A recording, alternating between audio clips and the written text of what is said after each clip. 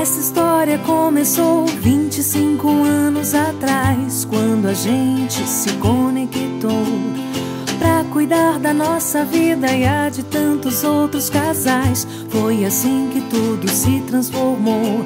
E com o tempo a gente foi entendendo que tendo saúde, do resto se corre atrás. E um caminho a gente foi percorrendo e querendo cada vez mais. Mas tem só de presente é que a gente pode viver. De repente o futuro chegou pra fazer olhar pra frente diferente mais uma vez. Nossa história recomeçou, tudo junto e conectado, despertando sorrisos que fazem tão bem.